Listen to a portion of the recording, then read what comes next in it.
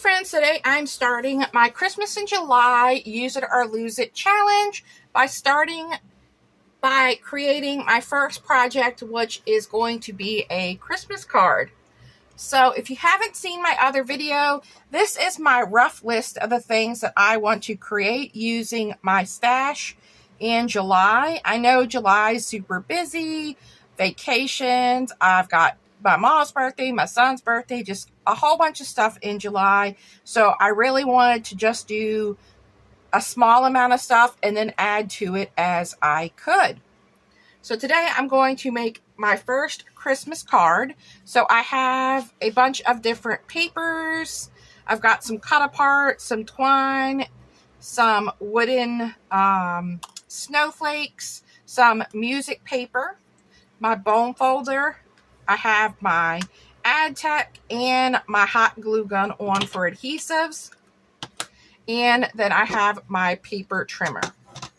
So let's start by making our card base first. And I'm going to use this piece of craft paper from Michaels. And for an 8.5 by 11 piece of paper, you just need to cut that on the 11-inch side at 5.5. And then you can make 2 card bases. So we're going to set one of these aside, and then let's go ahead and fold this and use your bone folder, or if you don't have your bone folder, a pair of scissors. So you can use the handle of your scissors to work as your bone folder. Or if you have a ruler, you could use your ruler, whatever you have to crease that down. And your finished card here is going to be measuring 4.25 by 5.5. So let's make our first piece of paper for our card, which I think is going to be this fun piece with the pine cones. And I think I'm going to do a vertical card. So we're going to cut this at 4 inches wide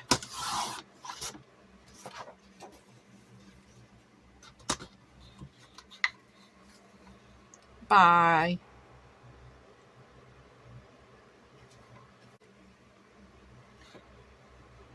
5.25. So that's leaving a 1/4 of an inch border on all sides. I want a little bit of that craft paper showing. Let's see. And that is going to be our back piece. Next, I want to cut my music paper. And this is just a music book that I grabbed at Scrappy Elephant. I just tore out one of the pages. If you can't see yourself using music paper or tearing it out, you could always copy this on your printer and then use your copy piece. And so I want this to be my next layered piece. So let's cut this. Let's go ahead and cut this 3 3/4. And I'm going to cut a little bit of this bottom off here. Let's see. Actually, I'm going to cut the top because I like how the top looks more. All right. And then we are going to cut this at 5. And again, that leaves a 1/4 inch border around this piece. So it's going to look something like that. And we're going to do a little bit of something to this piece of music paper. Next, I think I want to do, let's see, for this piece, I think I want to use this plaid background. And I want it to be right, like kind of like a middle piece right here. So I want it to be the same width as this piece. So I'm going to cut this at 4.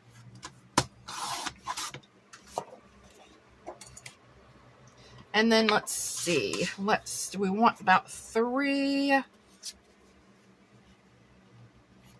right, we're going to do 3. And then if I don't like that size, I can always trim it down.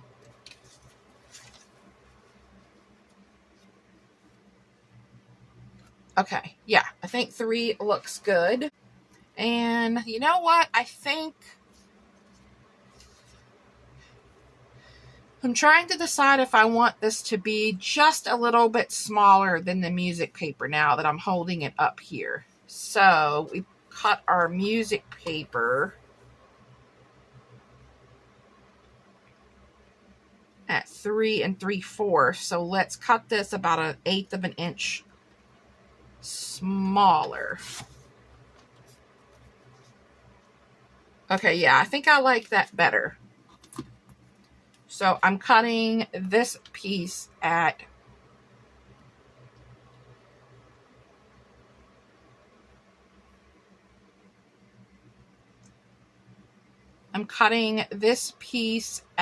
3 5/8 by 3.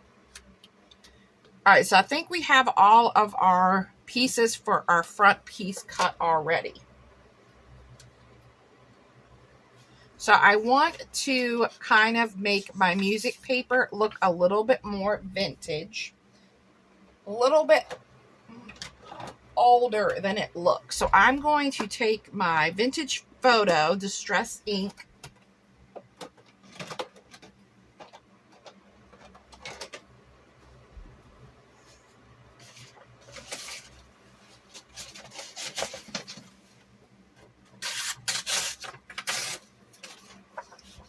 and I just have a scrap piece of paper, and we are going to not only ink the edges of this, but we're also going to add a little color to that whiteness. This is a little bit like off-white paper, but I want it to look a little bit more vintage than it does. So I'm just going to lightly take what's on my brush and just kind of rub it around on the page. And if you want a little bit more, you can always get a little bit more. And then I take that first little bit onto my scrap paper because I don't want a whole lot of it. I just want a little bit of it. And as you can see, here is this one compared to this one. It just gives it a little yellowed tint.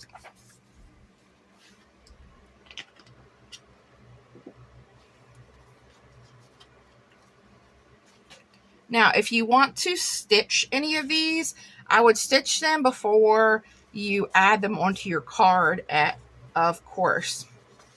Now, we are going to have this here, and I want to use some of this twine for a bow.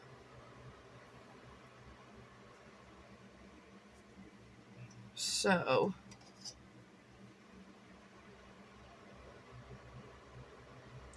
let's do the bow around this.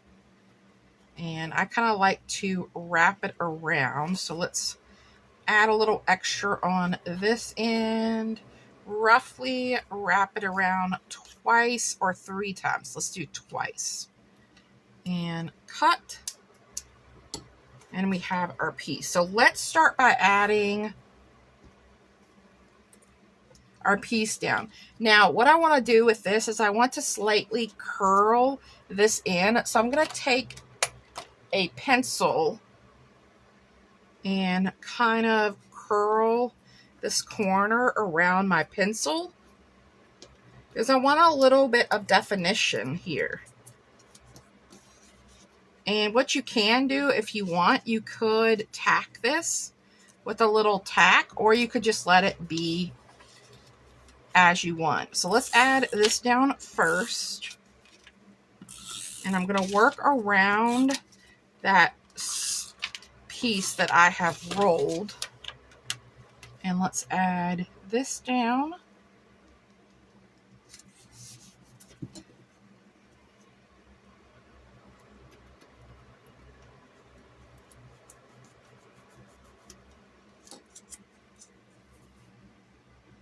And I might have to tack it, but for now we're going to leave it. And then now that we have this, we're going to add our twine on here. And I like adding just a little bit of my ad tech on here on the back part to hold my twine in place.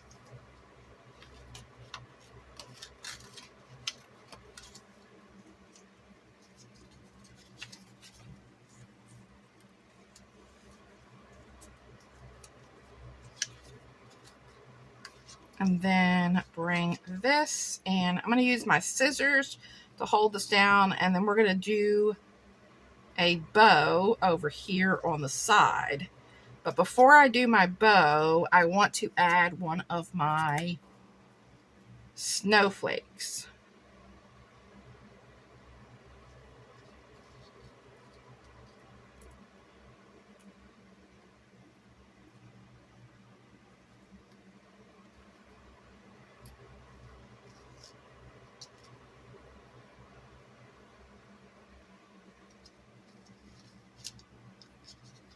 I think I want to add the bow on top of the snowflake.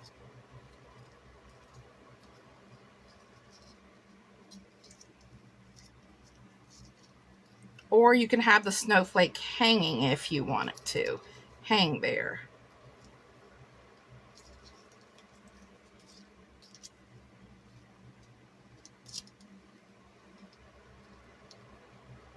I'm going to tie an extra little knot just because I'm not liking how that bow is laying. Okay, let's see. And I'm going to actually tie another bow.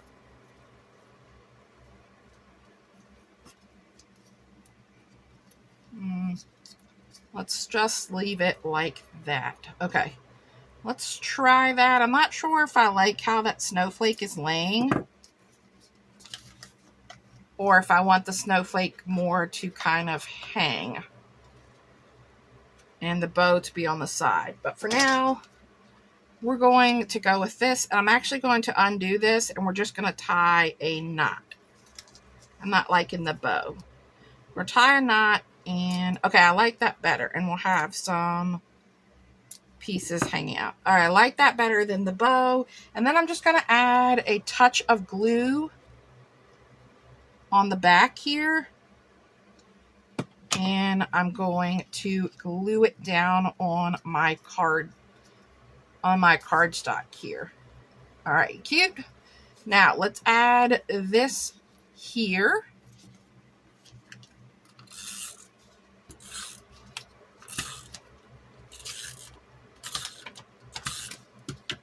And I'm gonna try to roughly add this in the middle, roughly.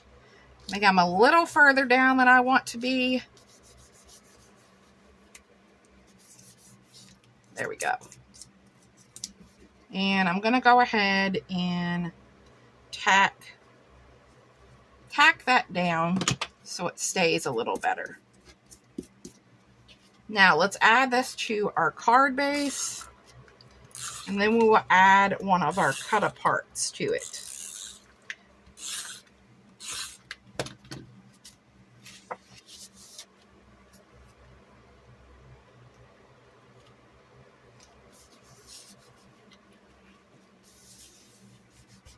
There we go. Okay, yep, that is cute.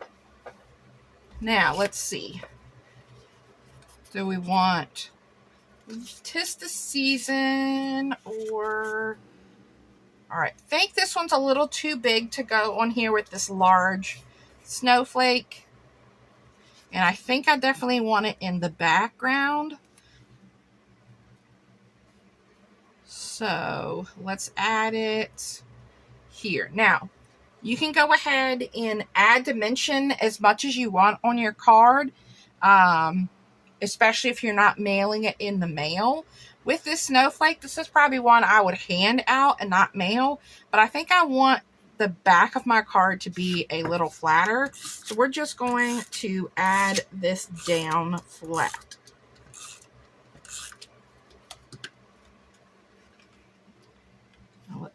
slide this underneath here.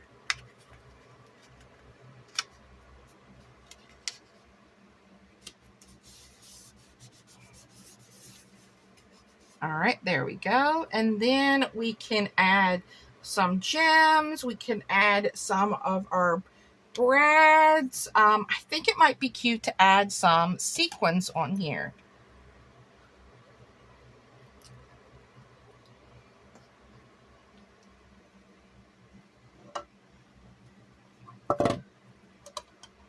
See what sequins we have in here.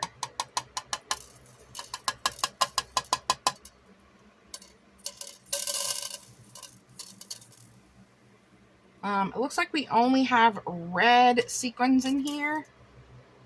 Oh, there are some green. Let's see if we can get some of the green ones. There we go. So I'm going to grab my little gem tool.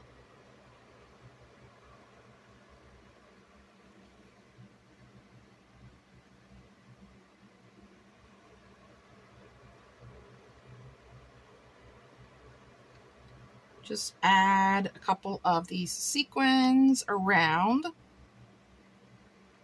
instead of gems.